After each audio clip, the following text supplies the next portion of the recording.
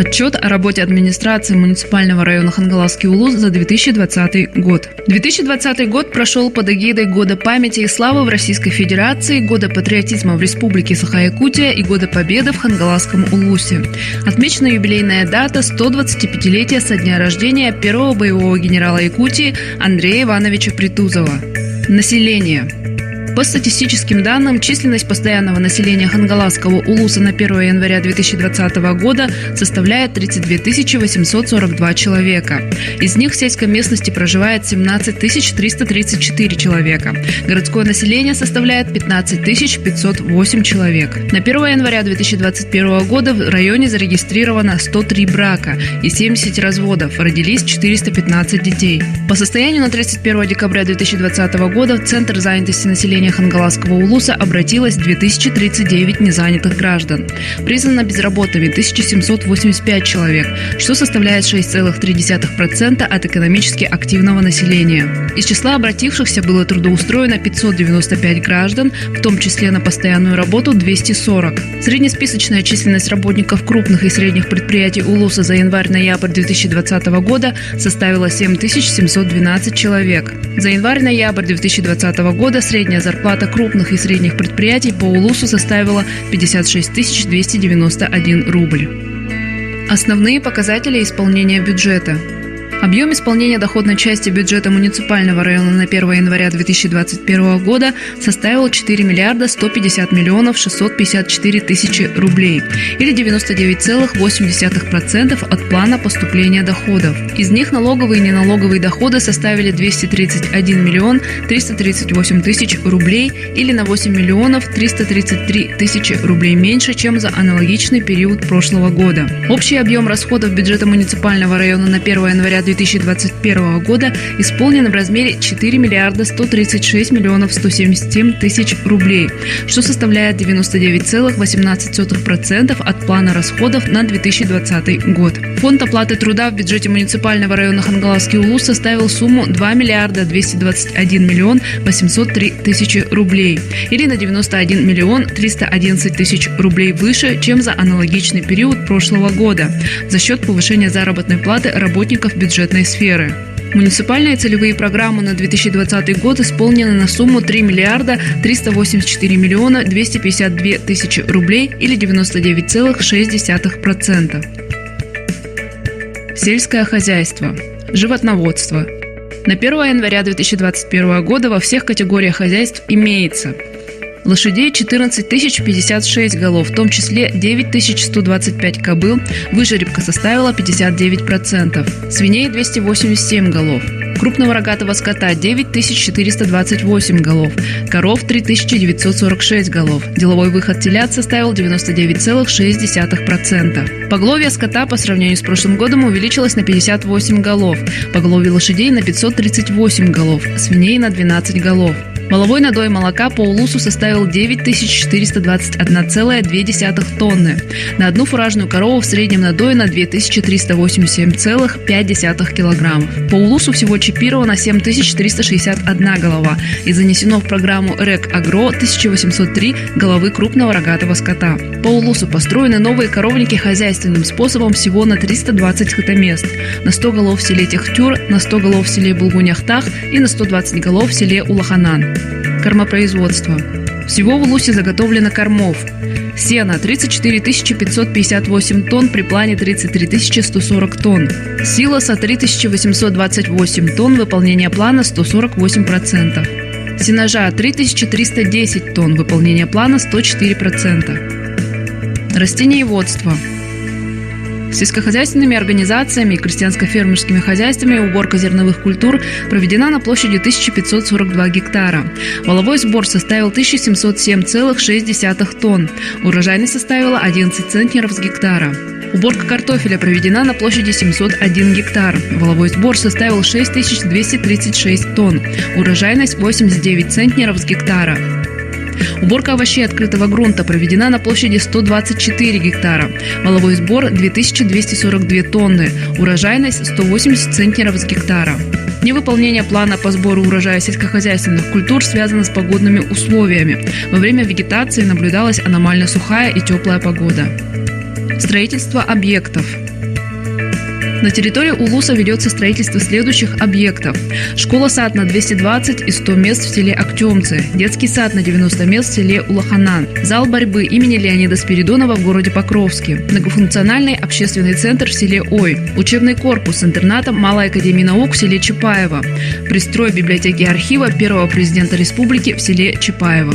В 2020 году завершилось строительство детского сада «Ромашка» на 240 мест в городе Покровске. Строительство объекта «Компактная застройка микрорайона Чичир» в селе Улаханан. Строительство культурно-спортивного комплекса в селе Техтюр. Жилищное строительство. По программе обеспечения жильем молодых семей получили сертификаты на социальную выплату для приобретения строительства жилья 20 молодых семей. Объем финансирования составил 12 миллионов 690 тысяч рублей. В данной программе приняли участие Актемский, Жимкунский второй наслег, Кочекатский, Бестяхский, поселок Махсыгаллох, Мальжигарский первый наслег, Жирский и город Покровск. В рамках программы переселения граждан из аварийного жилищного фонда в 2020 году расселено 3027 квадратных метров аварийного жилищного фонда, в том числе на вторичном рынке приобретена 31 квартира, 30 жилых помещений приобретено во вновь построенном доме по адресу город Покровск, улица Братьев Ксенофонтовых, 25. В первом Жимконском наследии построили по линии госпрограммы комплексное развитие сельских территорий на 2020-2025 годы и ввели в строй 4-квартирный жилой дом для молодых специалистов. Дорожный фонд. В рамках реализации федеральной целевой программы «Комплексное развитие сельских территорий» в 2020 году проведены работы по реконструкции автомобильной дороги подъезд к селу Актемцы от автомобильной дороги УМНАС протяженностью 9693 километра.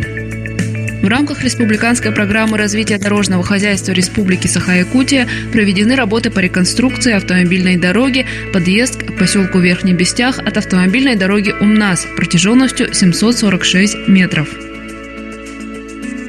Комплексное развитие коммунальной инфраструктуры. Продолжается строительство объекта «Водоочистная станция» в городе Покровске. Сдача объекта планируется в декабре 2021 года. В рамках программы «Чистая вода» завершена разработка проектно-сметной документации строительства водовода в поселке Верхний Бестях. Благоустройство. В 2020 году Хангаласский район в рамках программы поддержки местных инициатив представил на отбор 19 проектов на общую сумму 40 миллионов 937 тысяч рублей. В том числе субсидия с республиканского бюджета составила 28 миллионов 500 тысяч рублей. Софинансирование из бюджетов муниципалитетов 7 миллионов 990 тысяч рублей. Софинансирование населения 1 миллион 432 тысячи рублей. Софинансирование спонсоров 3 миллиона рублей. Все проекты района прошли конкурсный отбор. Связь и интернет. В 2020 году завершено строительство ВОЛС на участке Исид-Титары. Проведено торжественное мероприятие по открытию и запуску ВОЛС. Также подключены филиалы отделений Почты России, лечебно-профилактические и бюджетные учреждения. Земельно-имущественные отношения. В 2020 году подано 4647 заявок на предоставление земельных участков, находящихся в государственной или муниципальной собственности, на общую площадь 5700 гектаров. Содействие развитию малого и среднего предпринимательства. От субъектов малого и среднего предпринимательства в консолидированный бюджет района за 2020 год в виде единого налога на вмененный доход, упрощенной системы налогообложения, единого сельскохозяйственного налога и патентной системы налогообложения поступило 33 миллиона 514 тысяч рублей. В рамках реализации национального проекта «Цифровая экономика» открыт IT-центр в городе Покровске. В рамках национального проекта «Малое и среднее предпринимательство» и поддержка индивидуальной предпринимательской инициативы открыт Центр оказания услуг «Мой бизнес» в городе Покровске. Туризм. Туристский поток в 2020 году составил 130 767 человек. Снижение туристского потока связано с введенными ограничениями в период эпидемиологической ситуации. Здравоохранение.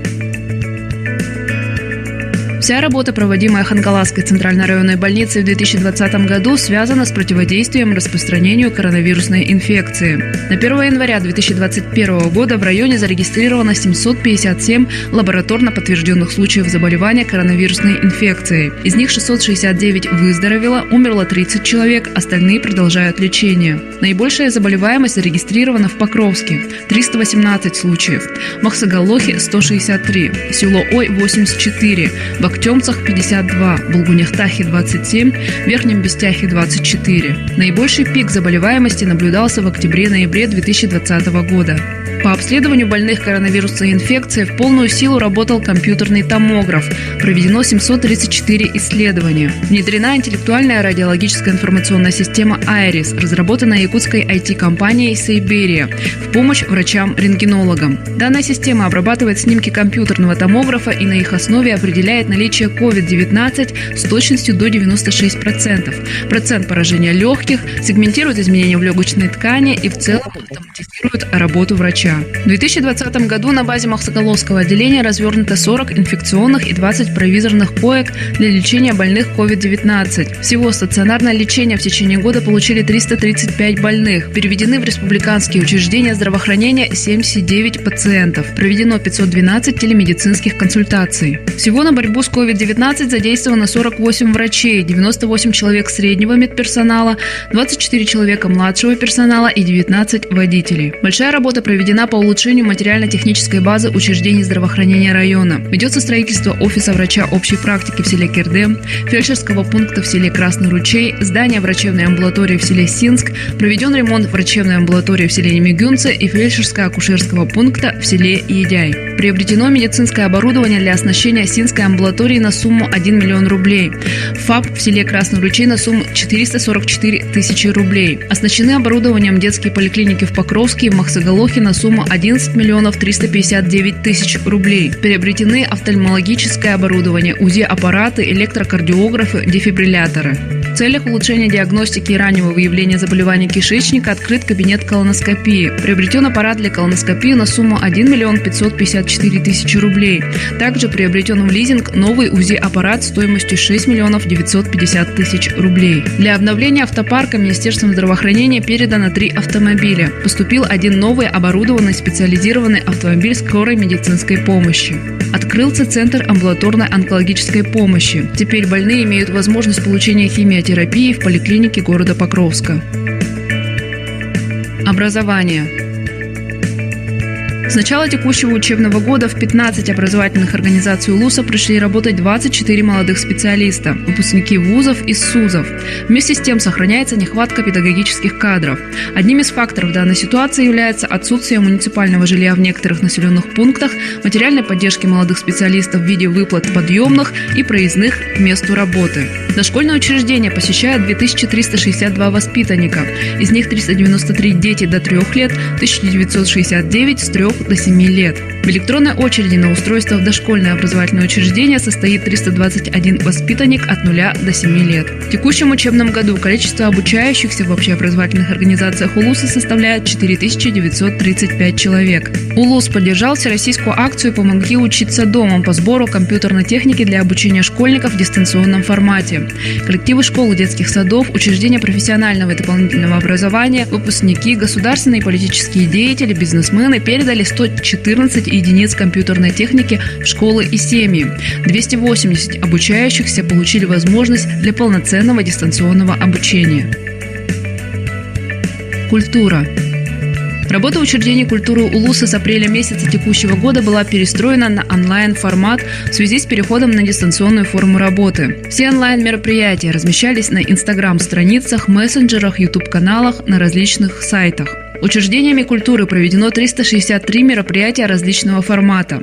Широким привлечением жителей УЛУСа проведены национальный праздник Исэх и мероприятия, посвященные 75-летию Великой Победы. Количество участников онлайн-мероприятий составило 12 166 человек. Хангаласская центральная библиотека переехала в новое здание. По программе ППМИ проведены ремонтные работы на сумму 3 миллиона 180 тысяч рублей. Социальная сфера. Общая сумма социальных выплат в 2020 году составила 716 миллионов 593 тысячи рублей. В том числе более 750 малообеспеченных семей с детьми получили различные пособия и выплаты из федерального и регионального бюджетов на сумму 353 миллиона 283 тысячи рублей. Ко Дню Победы в Великой Отечественной войне ветеранам ВОВ, жителям блокадного Ленинграда, узникам концлагерей, ветеранам тыла, детям войны произведена единовременная выплата с местного бюджета. Всего поддержку получили 896 человек на общую сумму 2 миллиона 335 тысяч рублей. Ветеранам тыла направлена материальная помощь на сумму 4 миллиона 631 тысяча рублей. 1 миллион 120 тысяч рублей направлен на ремонт жилья ветеранам тыла. Помощь на основе социального контракта оказана 50 гражданам на общую сумму 10 миллионов 210 тысяч рублей.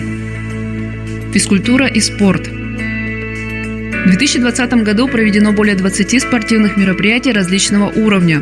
Организованно прошли улусный лично-командный чемпионат по борьбе Хапсагай на призы производственной компании НХЗ Групп, открытый республиканский турнир Хангалас Хапсагая, где приняли участие более 230 спортсменов из всех районов республики. Спортсмены улуса приняли участие в 2 соревнованиях по национальным видам спорта, 3 республиканских турнирах по национальным видам спорта и 3 чемпионатах России. По итогам года завоевано 5 медалей. Егор Филиппов стал бронзовым призером национального многоборья «Игры Дыгына». Лесные пожары. На территории улуса в 2020 году было зарегистрировано 17 лесных пожаров. Общая площадь лесных пожаров составила 719 гектаров. Потеря древесины в результате лесных пожаров составила 5004 кубометра. Ущерб, причиненный лесному фонду, составил 376 тысяч рублей. По вине населения возникло 7 лесных пожаров и от грозовых разрядов 10.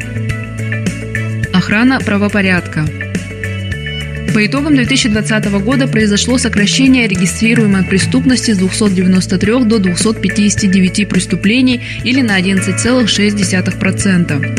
Основная масса преступных деяний зарегистрирована в крупных населенных пунктах района. В городе Покровске – 106, в поселке Махсгалох – 52. На дорогах района зарегистрировано 88 ДТП.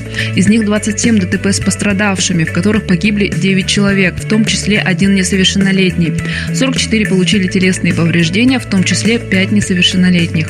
По соблюдению требований нормативных правовых актов Республики Саха-Якутия, направленных на предотвращение и устранение распространения новой коронавирусной инфекции, административной комиссией проведено 1668 профилактических проверок в отношении торговых объектов, организаций, предприятий, пунктов бытового обслуживания, туристических баз, кафе-шашлычных, аптек и общественного транспорта.